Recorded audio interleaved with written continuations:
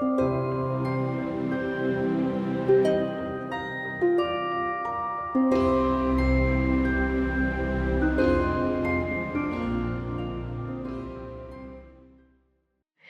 and welcome back, Magical Souls. For those who are new to my channel, my name is Lydia and I am the Witch of Multi-Realms. Today I've decided to go a little bit freeform. I just felt the exciting idea of talking a little bit more about what it feels like to be having magic in your life and why do I practice magic, why do I talk about magic. Because if some of you were to remember, in almost, I think that was my first episode, I introduced myself as a witch. I did not speak too deeply about the other learnings that I've gone through in my journey. I spoke more about how I want to come out and share my knowledge as a witch, things like that.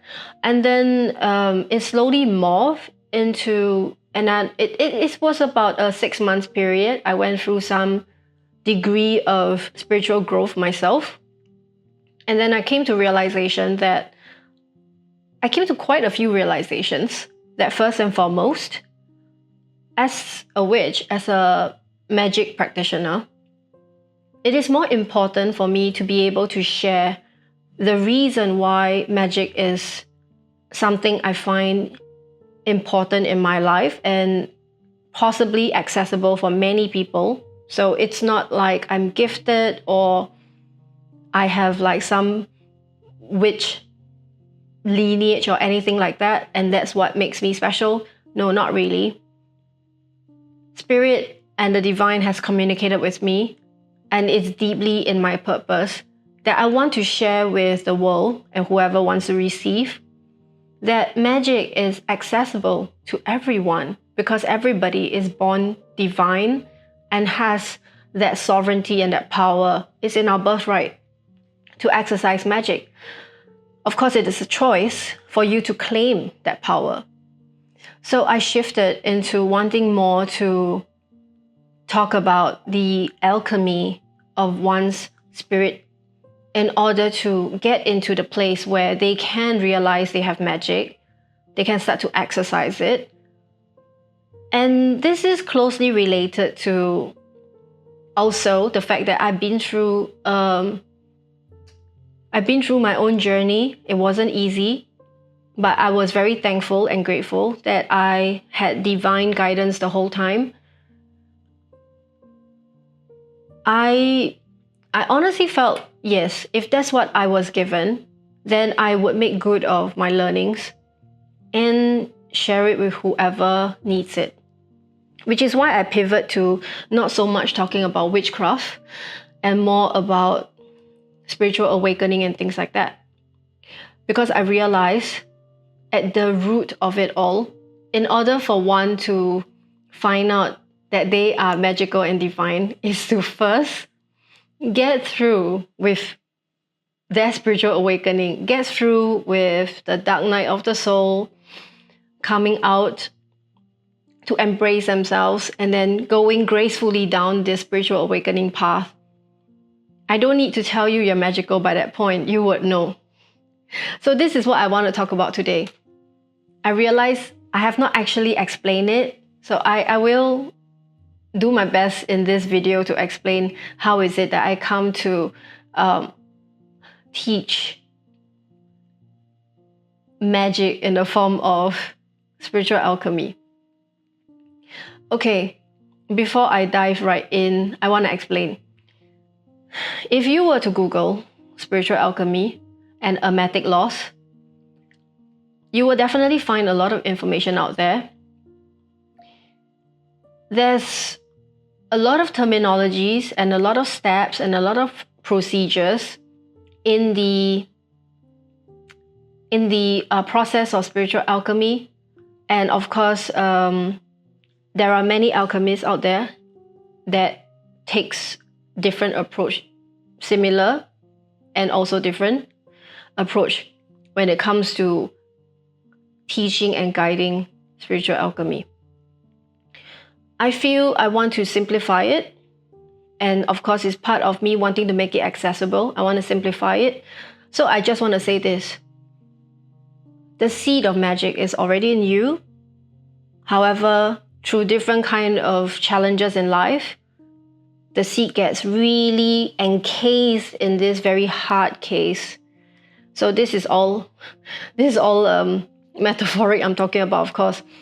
Your seed of light, your seed of magic is hardened in a hard case, unable to break out because of the different kind of challenges you might have gone through. Of course, the harder the challenge, the more accumulated trauma and blockages that you have in your spirit, in your soul, the harder that case is keeping your seed of light in. Okay? Now, that's why the very first step is to go into realization that you need to correct this challenge or problem that's holding you back from your light in whatever path that you're in right now, at whatever age, at whatever phase of your life's journey you are in right now or might come to. There's bound to be a tremendous challenge that you need to overcome. Most of the people in this world, I won't say 100%, but a very extremely high number of souls in this world will at some point come to this junction where the big challenge is here to make you or break you. And so if you enter into your dark night of the soul to face this challenge, to face your shadows, you are starting the first step of the journey, which is healing. Now, healing is a big part. Some people can take 3, 5, or even 10 years to heal. Some people quite fast. So I'm not going to put a time to it. I'm just saying healing. Healing is a big thing in itself.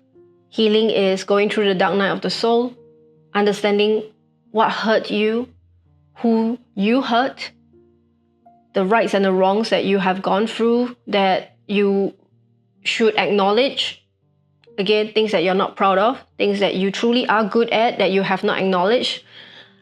Basically, we're not talking about just all the bad things. We're also looking at the good things. Sometimes people are tremendously talented in some areas in their life, but they have been ignored so hard that they ignore their talents too. Almost like, yeah, basically. So going through this phase is really long. Whoever might have hurt you, and you have not forgiven them, and then trying to enter into the phase of forgiveness. So this entire healing journey can be quite long, but once you decide to get into it, you have kickstarted the first step of your spiritual awakening journey. So, and that's something I've gone through in that video about Dark Night of the Soul, facing your denials. So I've done those too. And then once you are almost at the end of your Dark Night of the Soul, you will start to enter the next phase, which is reconcile. You're reconciling with yourself. At that point, I will not even say you're reconciling with the other party that might be the instigator or the antagonist to the story that you went through. It's more important that you reconcile with yourself. So you are able to forgive yourself for maybe what things you have done or not done to protect yourself or to put yourself in a bad situation or the challenging situation. More often than not, one of the hardest things to do is to forgive ourselves. For, narrative that goes on in our head, like, I was so stupid. How could I have not known? I was so stupid to have allowed this to happen to me for the past X number of years. Or like, oh my God, I regret I wasted all this time on so and so and so. this is all self-blame. So you will enter into this phase of reconciliation with yourself. Again, we don't know how long that's going to take. Of course, refusal to let go is the thing that holds it back from moving forward. Which brings me to the next phase. If you're actually able to reconcile and forgive yourself, and you come to the end of it, like crossing that threshold, you will enter into the next phase, which is love. That's when you start to truly, truly love yourself. Self-compassion, self-love. You'll be able to then open your heart to yourself to say, I forgive myself for going through what I went through. It was not stupidity. I was none the wiser. It's okay. It was not me wasting time, because whatever I went through was all worth it because I learned something. I forgive myself for having done something that I'm not proud of. Now I'm wiser. Now I'm better. Now I know those were projected behaviors because I was undergoing some form of trigger or trauma due to my injured inner child. So at that space, you'll be able to love yourself truly and not have to every day wake up feeling like you can't face yourself. Almost, it's a very harsh judgmental aspect. And I'm sure many people can agree with me on this. We may not say it, we may not show it, but deep down, a lot of us are extremely judgmental upon ourselves, more so than other people, in fact. And that impedes us from seeing the light, that impedes us from growth. Because, yeah, not loving yourself is just as painful as it gets, right? And once you're able to come to the fruition of loving yourself with no hindrance, you cross that threshold again and you come to the point of manifest. Manifest is a term that I'm sure a lot of people are very familiar with. It means trying to create something out of thinking and wanting and the desire. It's more than just that though. Manifestation is a huge subject on its own, of course, which I intend to go into in detail. But in summary, manifest is the ability to bring to life through the cohesion of the three things, mind, body, and spirit. You conceptualize it, which is think, in your mind. You feel it, which is your spirit. That's the thing that sets the decision, the intention to carry it through. Then finally, your body takes action. And that is how manifestation happens. But you see, once you go through all those steps that I mentioned earlier, you come to the point of loving yourself. There's nothing stopping you anymore. Because you love yourself, you give yourself the sovereignty to allow yourself to do the maximum capability that you have for anything. Your belief in yourself is there. When you love yourself, you don't bash yourself. You don't look down on yourself. You don't judge yourself. You give yourself full power and sovereignty and respect. And that gives your soul the power to manifest. Finally, once you come to that point, you would start to feel so much light and gratitude and beauty in your life. You will give. Now, the phase of giving, even at this phase, is still give yourself. You give yourself. Because what you're giving yourself is full love and power to receive what you give yourself. How will you receive the abundance if you don't choose to give yourself. I know this sounds a bit of a mindfuck, but I'll strip this apart, okay, as best as I can. When you manifest, what you're trying to bring into your life is through your own will. And thereby, you are giving yourself the best of what you can manifest and what you want to manifest. But when you give, do you believe that it is also possible that you might have the feeling of lack? Like not believing in yourself, not believing that you can get what you manifest? I'm sure people who are familiar with the concept of manifestation will say this in unison with me. The mentality of lack is the killer of any manifestations. Right? So if you know the law of manifestation, the law of attraction, you would know that you cannot allow yourself to feel lack. But there's this conundrum.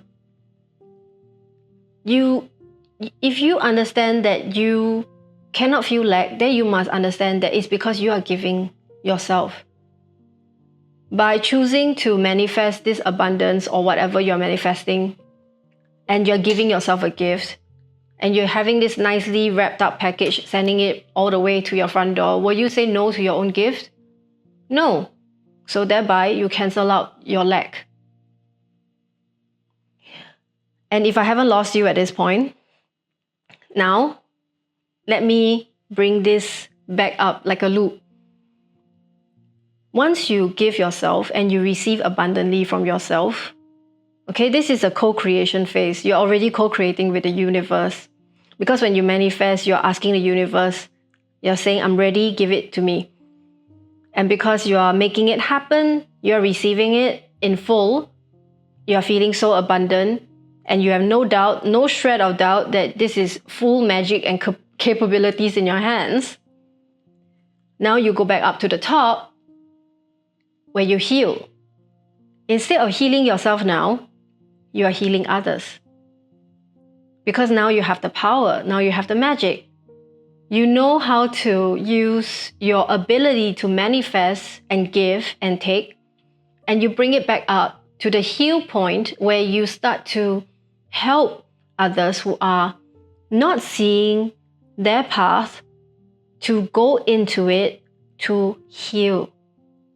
And you be gentle with them, teach them how to heal, teach them how to get into the phase gradually in the most graceful fashion possible to go through the dark night of the soul. And part of the process, you also learn how to reconcile, right? Again, we're going down to reconcile. Now this time, you're not reconciling with yourself anymore. You're reconciling, and through this activity, sorry, I backtrack. Through the activity of helping others come into their own healing, you are also able to gain more perception of what the world is going through, the world around you, how others are going through a lot of pain and a lot of suffering. And that also helps you perceive and reconcile with those that you could not forgive earlier. Right? So you already went through the reconciliation with yourself, you forgive yourself. That was the first round. Now you are going back in the loop and doing the second round. The second round, you are now able to reconcile and forgive those that you could not earlier. Perhaps you could earlier, and I'm not going to stop you. Some people actually come to that phase faster. But for those that could not, by the time you go on the second loop, you'll more likely be able to reconcile and forgive the others whom you could not earlier. And that in itself can be a very long phase, because I know how hard it can be. Once you come to fruition of this phase, you might be able to take it into the next, which is love. Again, you already gone into the love yourself part. We're good with that. But now you're able to love others whom you were not able to love. I'm not talking about romantic love here. Maybe it is one day down the road, we don't know. But we're talking about compassion. Compassion that you now can give people whom you were not able to give earlier. So it was forgiveness. Then now you take it one step further. You're able to love. Compassion. You have it for those people whom you previously were not able to give that love. And this is huge. I will tell you, if you identify yourself anywhere along this journey that I'm talking about, and you have come to the point where I say, now you can not only forgive, but also love those that did wrong by you in the past, but now you're able to both forgive and love these people, it is huge. So I just want to say again, good job, congratulations if you come to this point. I know that firsthand, so there's a lot of peace at this point, a lot of peace, and a lot of beauty, and a lot of magic in your life. Okay? Then you go on to help them manifest their best life. This is a big calling. To be able to help others manifest their best life is a big calling, and it's a big job. And at this point, I'll say take it easy. Don't break your back over it. Do your best with whatever gifts you have. Do your best. But as of this point, I don't have to go further. You will know what I'm trying to get to is that you start to help them manifest. You start to give them the power that they themselves have. Because you are in your own sovereign power at this point. You have magic and you're wielding it like a pro. So this is what I'm trying to explain to you. Why I do what I do. Because I've been through. And again, I say this with no spiritual ego. I don't want to make anybody feel like there is a pressure on this, like, hey, you got to get to this point. If not, you're not. No, nothing of that sort. Some people might never even choose to go down whatever part of this path I'm talking about. It's all fine. What matters more is that you know you have a journey ahead of you if you choose to embark on that journey. And it looks something like this. And I want you to know that if you ask yourself, why would I bother to go on this so-called spiritual awakening journey? Because the end game, there's no end game, okay? Maybe end game is not even a good word to use here, but because we still have time and space construct, so I will use end game as a terminology. The end game is that you will go through this life with knowing that you have that purpose. You know yourself. Not only do you know yourself, you know your environment, your reality. You know you co-created your reality, and that is as you know, it is the best version. It is the most beautiful version of what you can make.